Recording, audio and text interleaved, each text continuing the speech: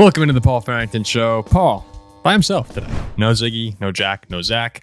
Haven't done this in a while, a solo record, so we'll see how it goes. We'll see how long I pull out this Week 7 reaction for. And it was a fun Week 7. A lot of fun for Lions fans, a lot of fun for Packers fans in the NFC North. Not as much for Vikings fans, though it was an entertaining game against Detroit. Please remember to like, comment, and subscribe to the Paul Farrington Show. We really appreciate all the Packers, Lions, Vikings fans. We had a great reaction, a reaction weekend, over 70,000 views between our two breakout videos. So we appreciate everyone who checked us out. Texans fans too. If you're new to the channel, it's kind of just how we are. We react to games based on our fandom. We're Vikings fans, we're Steelers fans, but we see the whole league. We see the big picture. And we appreciate everyone who's been checking us out and enjoying it. We also covered the broader NFL. So for any new fans, hopefully you can look at some of our former videos and power rankings, Jack's cap of the week, and you start to get a little bit integrated into the show and what we do here. It's nice recording this on late Monday night. The Ravens and the Buccaneers game just finished up. The Cardinals and the Chargers is over. I got a little mug here of Snapple iced tea. I'd like it to be maybe a hot tea or a coffee would have been a little more aesthetic, but went with Snapple. I wish they had that in glass bottles again. We were talking right before we started recording, my brother and his friend. Don't know where those glass bottles went, but I'd like to have them back. The first reaction I had here to the Buccaneers loss is I'm heartbroken for Bucs fans. It looked so promising at the start of the game with Baker marching up and down the field. He got a lead on Baltimore. Of all teams, Baltimore, everyone views them as a Super Bowl contender, an elite Super Bowl contender. To have the start you had, Baker slinging it around, he's looked so good most of this season. I looked at my dad and I said, holy crap, like the Bucs, I mean, it's a legit team, man. And the next play was the Mike Evans drop touchdown when he hurt his hamstring. Baker throws the pick later on that drive. Baltimore turns it up, and we know how good Baltimore is. Lamar Jackson, he's just unbelievable. I'm not going to get into it on Lamar. Everyone knows I think he's just sensational. To me, would be number 2 in the MVP right now. We'll get into who I think is number 1 a little later. But Lamar turns it up. Derrick Henry has an 80-yard run late in the game. I turn it off. I start watching Chargers and Cardinals. And next thing I know, my phone's blowing up that Chris Godwin, people were saying he broke his leg. It looks like a dislocated ankle for Chris Godwin. That would probably have him out. That would have him out the rest of the year. And it's just crushing for Bucs fans because this was such a hot start to the season. And Baker looked like a real, I don't want to say MVP candidate, but he looked like someone who could take you on a deep playoff run, especially coming off of the divisional round last year. Losing Godwin, Evans re-aggravating that hamstring. This is an optimistic show, but those are the kind of things that derail a season. Those are the kind of things that end the season in the NFC when you have to go against the Lions and the Packers, the Vikings. The Vikings defense has been so good. Philadelphia is going to turn it up with A.J. Brown. They're undefeated. He's had 80 yards and a touchdown in all 3 games that he's played. San Francisco, 3-4, but those weapons start to come back, especially McCaffrey. You have to score in the NFC, and if Baker's going out there without Godwin or Evans, I mean, that's a problem. So it really sucks to see Godwin get hurt. I'm not blaming Todd Bowles. A lot of people are coming out saying, this is why Bowles needs to be fired. How could you possibly have someone out there when you're down, you're down 10 late in the game? I mean, guys, if they score quickly, they have an onside kick opportunity. Even if they get a field goal, you have an onside kick chance. He's trying to win the game. It's one thing if you're down 30 points. Chris Godwin should not be playing. Baker should not be playing. But come on. I mean, she's trying to win the football game. Injuries happen. It's a part of football. It sucks, especially given that they didn't come back and win the game or come close. So I understand why people are upset, but it's not on Todd Bowles here. It's just a very unfortunate injury for Chris Godwin, who's having one of the best seasons of his career. I believe he was leading the league in yards. If not, he was top 5 for sure. Just a bad week for injuries among receivers. Ayuk tore his ACL. Debo's pneumonia right now. DK, MCL is week to week. Jameson Williams is suspended for 2 games for substance abuse. I don't know what kind of drug ring Dan Campbell's run now in Detroit, but got to clean that up. I'm mostly just I'm playing around here, but Jameson Williams can't stay out of his own way. And now Mike Evans, who we'll see how long he's out. But a couple big time injuries, all in the NFC here, all in the NFC amongst contending teams.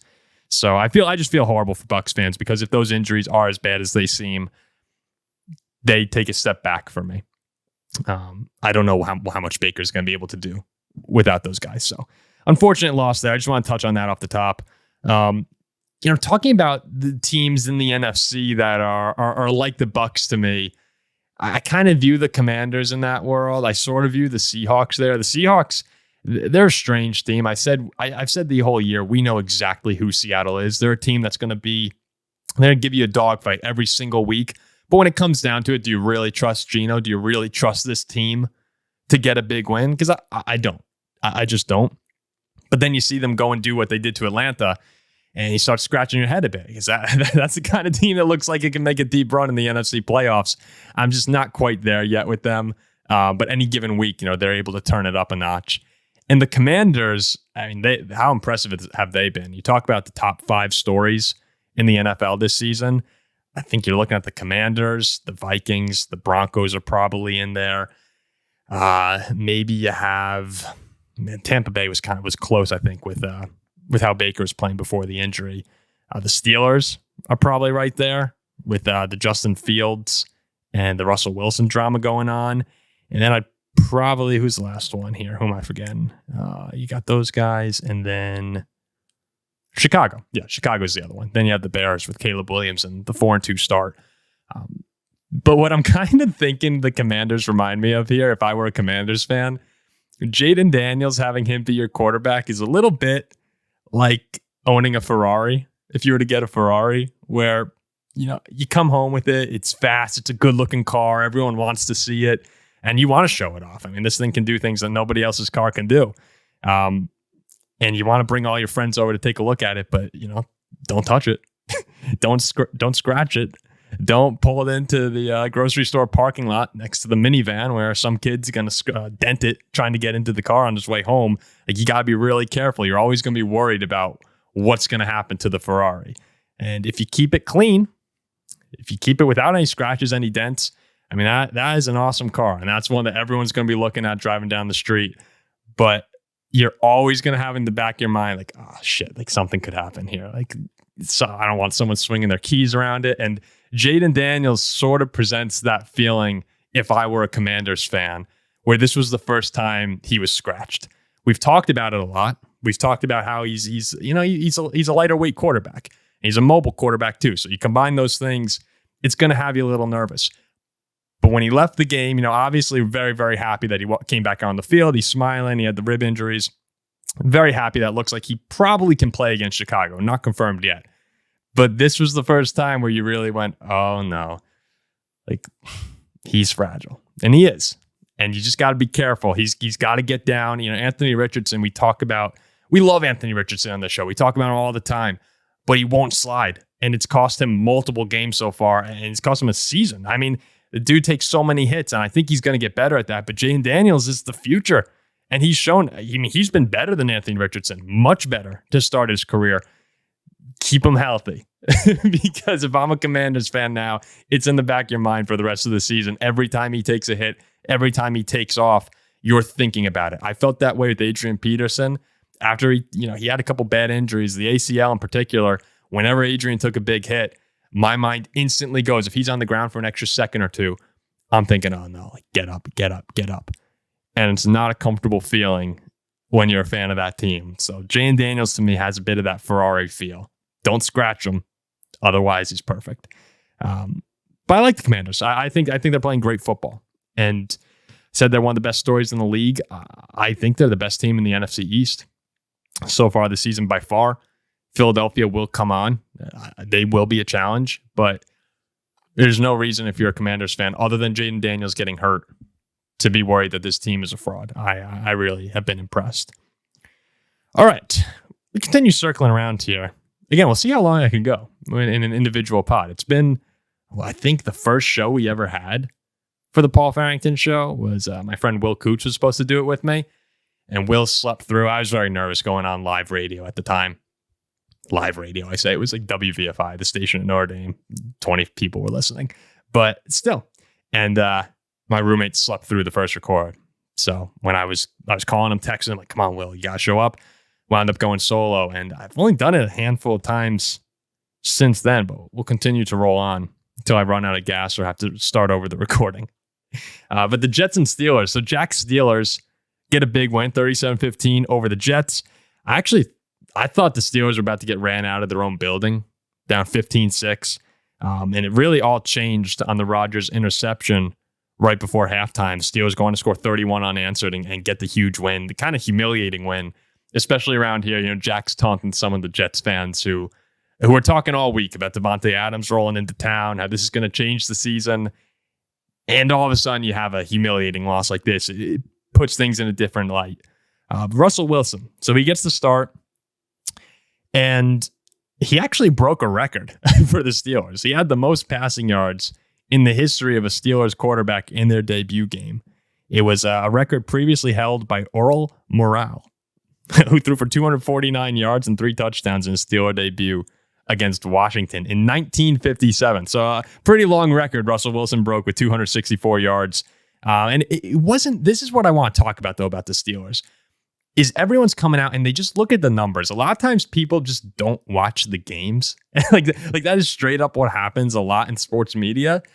And they're talking about how great Russ was, 16 for 29, 264 yards, 2 touchdowns. He was okay. I mean, he had his moments. I thought it was actually more like voodoo Heinz Field, Acrisure Stadium kind of things that happen in Pittsburgh where they're blocking kicks. You have George Pickens bobbling the ball all over the place, Freiermuth making one-handed catches, Garrett Wilson's having balls bounce off his chest right into Steelers players' hands. Like that stuff happens in Heinz Field, Acrisure Stadium, I'm sorry. And any Steelers fan knows what I'm talking about, where when they're in that stadium at night, weird things happen. And you saw it against Dallas. They blocked a kick. I mean, they've been blocking kicks at a ridiculous rate this season. But I got more the vibe that Pittsburgh took over and won this game because the Jets were making a lot of mistakes and there were some fluky plays happening than it was Russell Wilson coming in and just dominating. And I like Russ. He's a quirky guy. He's a little bizarre, but generally speaking, Russell Wilson seems like a very good, nice player, a nice guy. But let's not get it twisted here. He was just fine in this game. He was not light years better than Justin Fields. And I went back and actually watched, maybe I wasted time today, but I rewatched every single offensive snap from the Pittsburgh Steelers this year.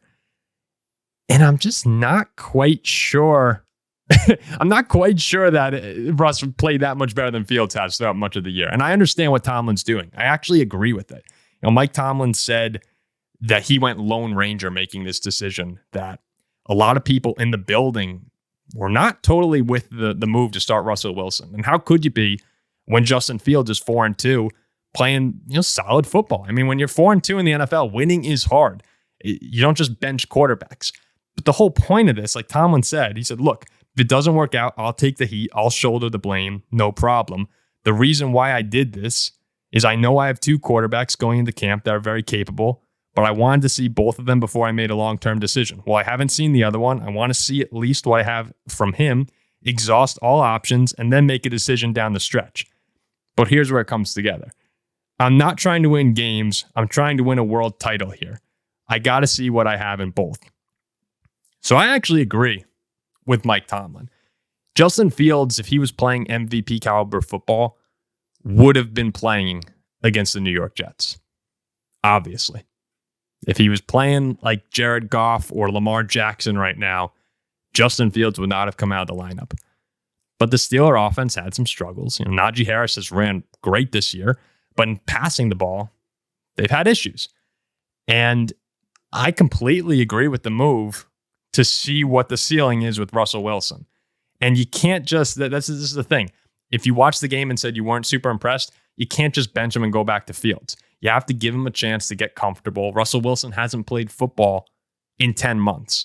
He needs his fair share of time to play a couple games, get some games under his belt, and then he'll be good to go. I'm going to look at the Steelers' schedule here over the next couple of weeks. Let me pull it up. So they're sitting at 5-2. They're tied with Baltimore for first in the AFC North. They go to they host the Giants on Monday Night Football. They'll win that game.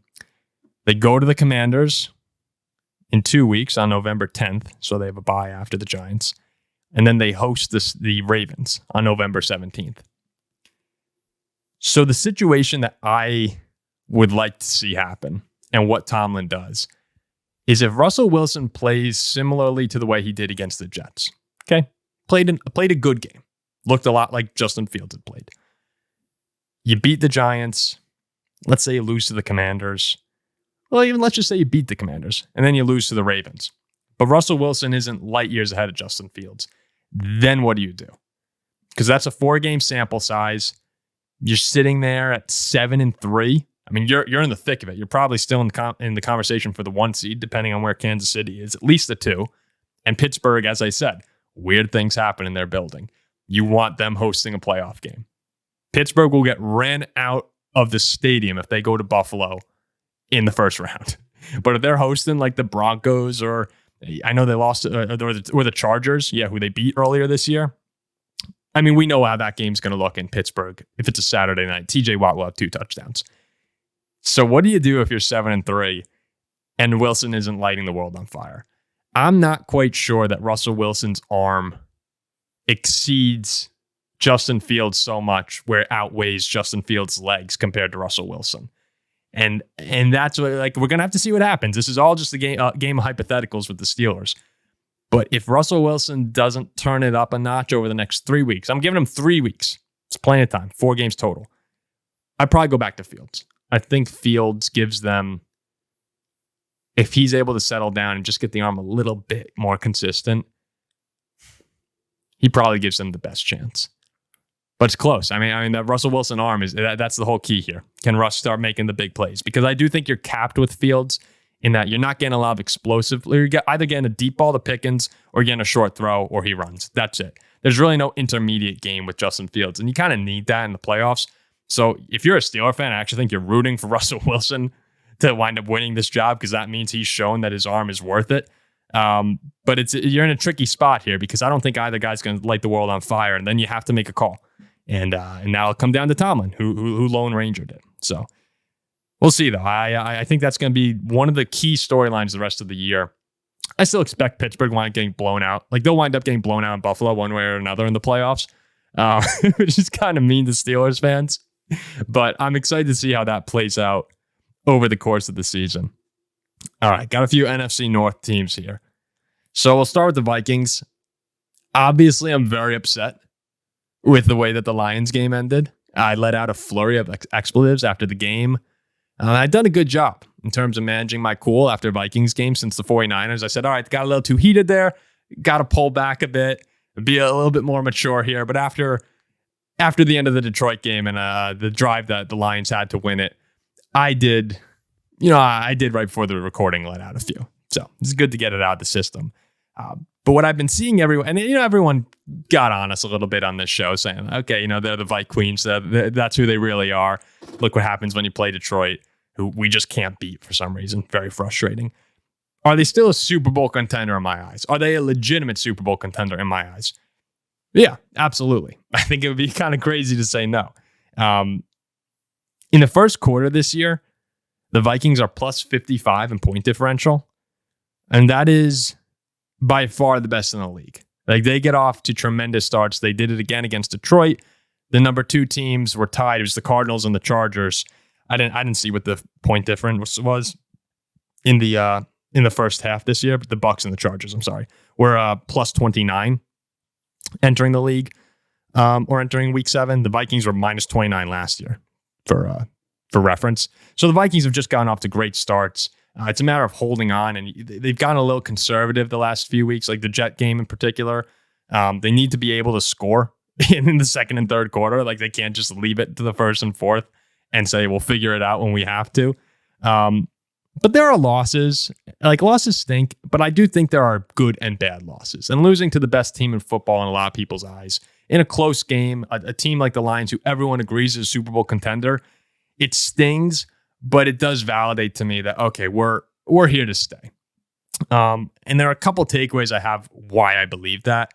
One of them is that Sam Darnold has just been good all year. People have been getting on Sam a bit because the offense has sputtered late against the Packers, in the middle of the game against the Jets, and then mostly that second and third quarter. Again, mostly second quarter against Detroit. But what people aren't really talking about is the Vikings are still moving the ball up and down the field. They're not just going 3 and out, getting shut out. It's more that they're kind of stalling out at around the 40-yard line or so, or they have a big penalty or two. That's actually the second point I was thinking is if this team wants to take that jump to elite, you got to limit the self-inflicted wounds. I mean, I think Kevin O'Connell said the self-inflictedness or something. Like, we got to calm that down because there were so many times in this game where they'd get into like the 40, 35-yard line of Detroit. There's a flag. There's a holding penalty. It's something, Ty Chandler negates a 30-yard pass because he's holding a rusher. Like, there are little things that they need to clean up, and it's a very Vikings-esque thing to do to have those penalties, but you need to clean those up. It's not like the offense is just stalling. Justin Jefferson has been great. I'd like to actually see Jordan Addison get a lot more involved, and TJ Hawkinson will be involved when he comes back. Sometimes it feels like Sam is actually focusing in too much on Justin Jefferson, which sounds crazy to say given who Jefferson is. But you can use Justin Jefferson in multiple ways. When you have 3 guys defending him on almost every play, that opens up other spaces. I'm not trying to tell Kevin O'Connell how to do his job. He knows it a lot better than me. But I'm just saying I'd like to see more people involved, especially Addison, because we know what he can do. And the second thing here, or third thing really, before I wrap up on the Vikings, is there's only one Lions offense in the NFC. The 49ers are decimated right now. The Eagles are good, but they're not quite Detroit. I think the Packers are the closest you get. They're also not quite Detroit. I mean, they're very good when they're on. But if you're going to lose a high-scoring game to any team in the NFC and feel good, it's going to be Detroit because that offense is red hot and they're filled with skill position players who can just burn you.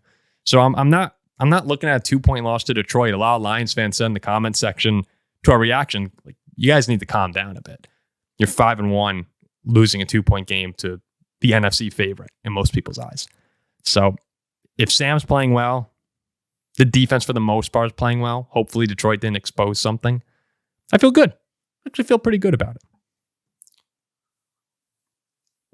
All right. Quick sip of the Snapple. We keep rolling here. Speaking of the Lions, speaking of Detroit, it's kind of crazy right now, but I think Jared Goff is the MVP of the National Football League through 7 weeks. It's actually not even crazy. I feel bad saying that. Someone called me out. I said it was crazy to think that Jared Goff is an elite quarterback, and yeah, that's wrong of me. I actually saw him.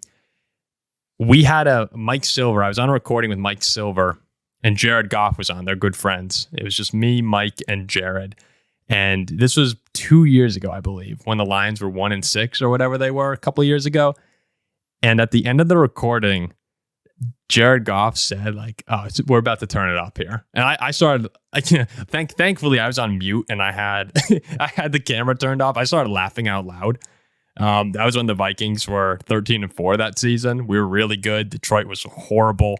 I mean, they just looked miserable. Goff hadn't had the career resurrection yet. And at 1-6, I was like, okay, Jared. Yeah, sure, you guys. Yeah, all right, watch out for Detroit. The Lions are coming. And since then, he's been one of the best players in football, and the Lions are probably the best team in the NFL over the past roughly 2 years now. So obviously that came back to haunt me. But in the last 4 games here, Jared Goff, 76 for 9. I think this is right here.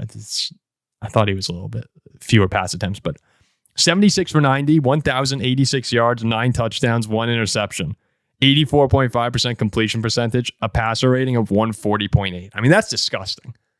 I was sitting here during the game, the Viking game with my brother, begging Jared Goff to throw an incomplete pass. I was on the floor with my hands on my head saying, please, God, just throw one. It was driving me crazy. The guy's wide open in the middle of the field. Goff's making tremendous throw after tremendous throw. And he's just locked and loaded at this point. And if he's playing like that, the offensive line's blocking the way they are, it's hard not to see Detroit coming away with the 1 seed in the NFC. And if they have the 1 seed and Goff continues to play this way, there's no reason to think the offense is going to slow down. He has to be the MVP favorite. He has to be. The only guy I think is close is Lamar right now. If you go to DraftKings, it's Lamar, Mahomes, Allen, Goff, Stroud in that order. Mahomes has 6 touchdowns and 8 interceptions. Mahomes, I understand you're projecting it out because you believe in Patrick Mahomes to turn it around, and the Chiefs are undefeated right now. But he's not. He is not playing MVP football. And Josh Allen, the Bills are playing well, but they are not at Jared Goff's level. It sucks to say that because it's just, the lines are starting. They're really kind of on that curve towards me having to root against them. Generally speaking, I've always just been like, all right, they're the Lions, whatever. But now, since the Vikings are competing for a 1 seed with them, I need to start rooting against this Lions team a lot harder. And Jared Goff is a problem. I don't fear Jared Goff the same way that I would fear, I fear Lamar. I fear Mahomes. I fear Josh Allen. I fear the Lions. I fear the Lions offense and Jahmyr Gibbs and the offensive line and Amon-Ra. And Jared Goff is the perfect maestro of that entire collection of players.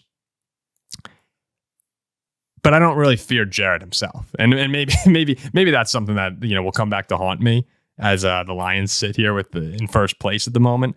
But Jared Goff is not the guy I exactly fear. And look, if the Lions win the NFC and Goff is playing good football, he deserves to win the MVP because he's playing unbelievable right now. So I think he has to be the favorite, guys. I just don't see how they're slowing down. They're such a fun team to watch, Detroit. It is frustrating because I have to root against them, but I love watching Jahmyr Gibbs. I think Amon-Ra is a great personality. Like they just have everything that's fun to watch about football, and Dan Campbell's just a lunatic. I mean, he's absolutely out of his mind in good ways and bad. If you're a Lions fan, I'm worried it'll cost him. It did cost him last year. Like, let's just be open about that. Ziggy's not here to defend him. It cost them last year. They're going to the Super Bowl if Dan Campbell's playing more conservatively in that 49ers game. But that's part of the fun of watching is you never have any idea what he's going to do. And I wish that the fake punt had cost them the game against the Vikings. But, Dan Campbell's a lunatic. So they have to be the top dog right now. If you ask everyone who's the best team in the NFC, every single person's answer at this point in time should be the Detroit Lions. You might get a couple different ones in the AFC. NFC, it's the Lions. We'll see what happens. A couple more teams here. So the 49ers, it's panic time in San Francisco. It's really panic time. Again, it's with the Vikings being good, I kind of start to pay attention a little bit, even though we're analysts to a degree. We're analysts here. We pay a little bit more attention when the games are more meaningful for our team. Anyone is.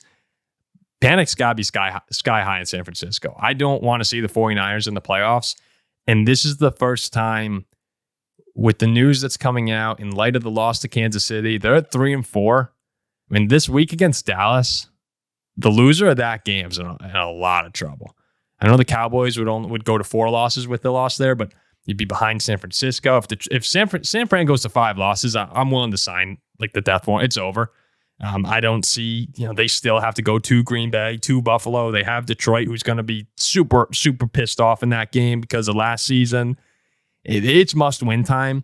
And then the injuries are just disastrous. San Francisco is more like an infirmary than they are a football team at this point in time. It's Debo's in the hospital with pneumonia.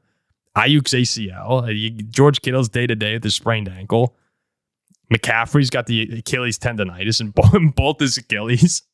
And for crying out loud, the season started with Ricky Pearsall, their first-round pick, getting shot.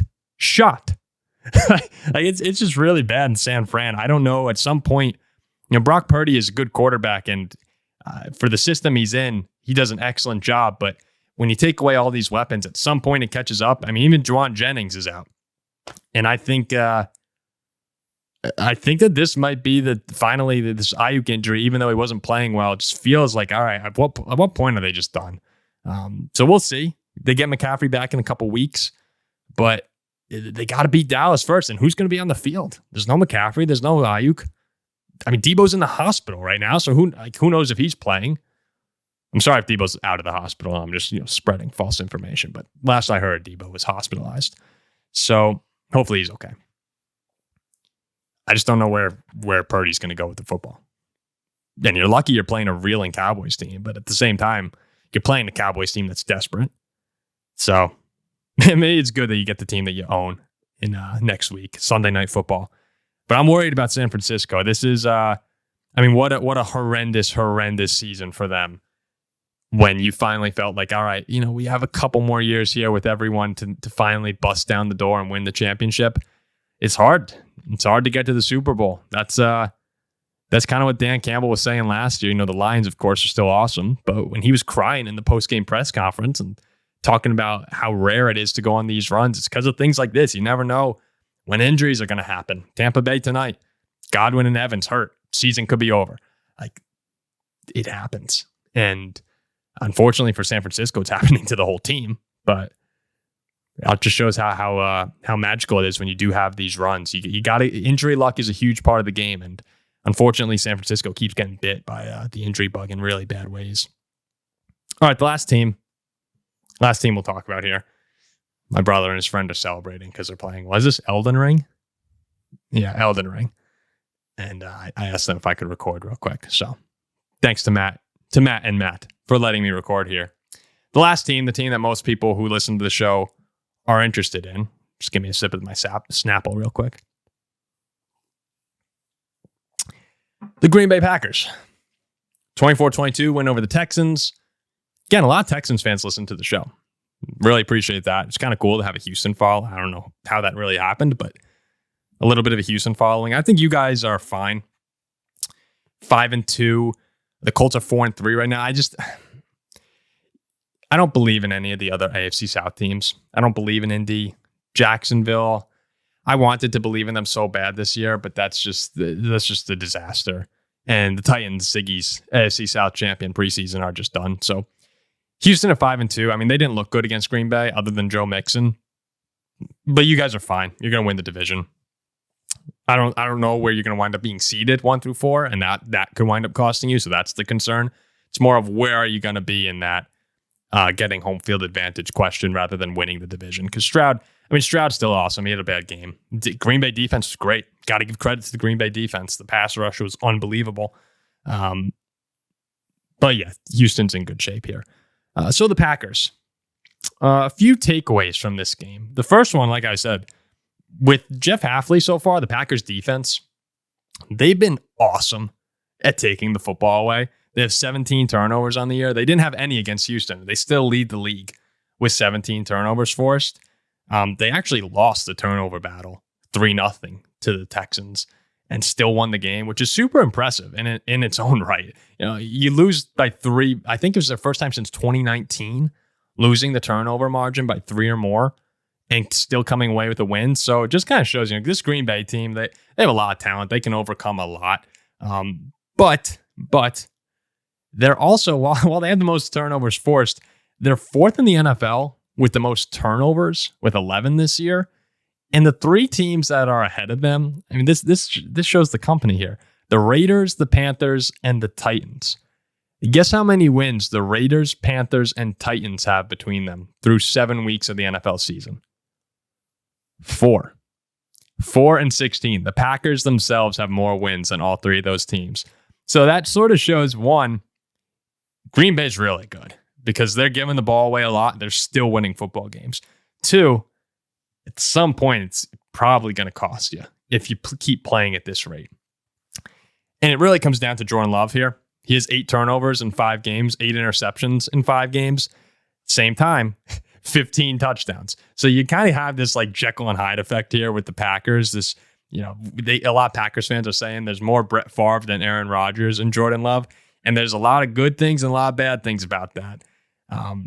But with Favre, and hey, I'm a Viking fan. Brett Favre is known as a Viking around here. It cost us in the NFC Championship game. A little that gunslinger mentality. And Jordan actually had a quote. He said, "It's the NFL. There's not always going to be wide open guys. It's going to be tight windows. You got to fit balls in there sometimes." Pause. And I'm going to keep playing. I learn and grow from mistakes. The interceptions, just keep playing, keep moving on. That's never, ever going to limit me. And I kind of read that and went, Jordan, I don't know. Maybe you want to be a little bit more careful because you do have 8 interceptions in 5 games. You're tied for first in the league with Mahomes and I believe Gardner Minshew. It's kind of weird that Mahomes is tied for first in interceptions. He just hasn't had a great year so far. But you think about the Packers last season. Jordan Love threw the ball 579 times and had 11 picks. This year, he's thrown it 179 times and has 8. What cost them against the 49ers? The turnovers in the divisional round. You have to be careful. I understand that Jordan Love can make every throw in the game, and that's part of what makes him so special. That's why you give him $55 million a year. That's why he's attempting these throws. He knows he can do it. But when I see Jordan Love, like at the end of the game, for instance, the best example I can give of this, not the best, but one that pops to mind here. At the end of the game, the Packers are going for a game-winning field goal. Why is he throwing off his back foot from like the 45-yard line, the 40, wherever it was, for a jump ball in the end zone?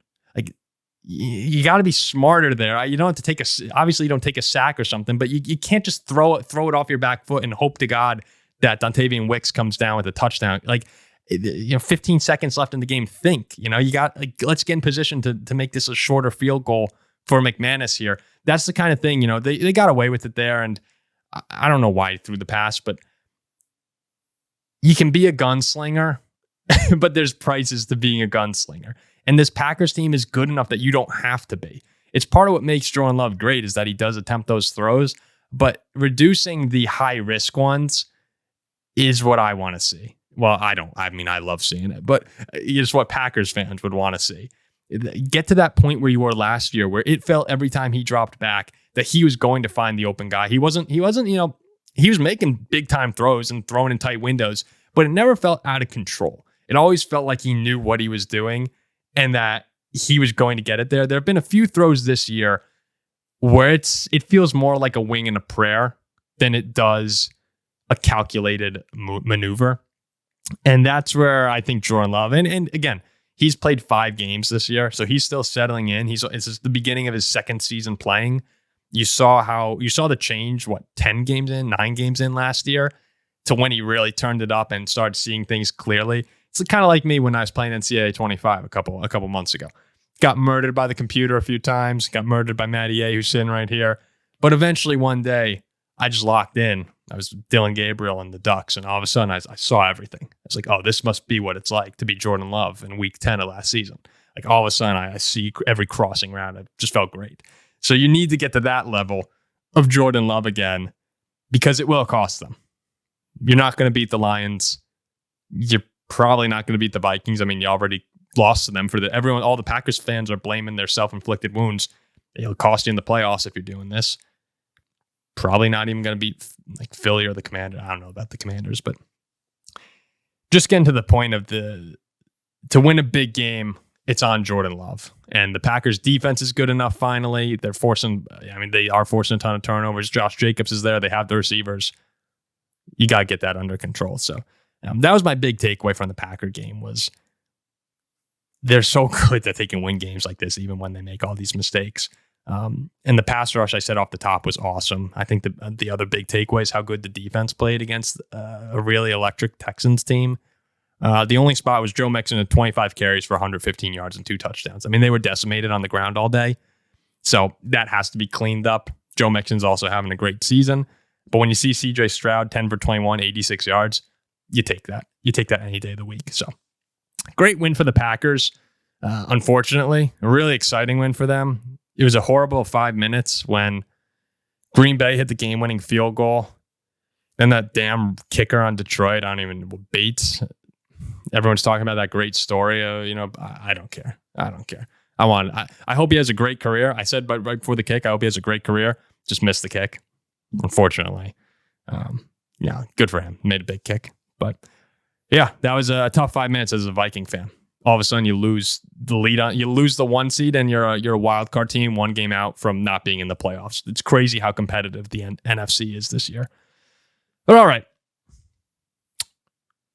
show done by myself. Think that was okay for the most part. We got through it.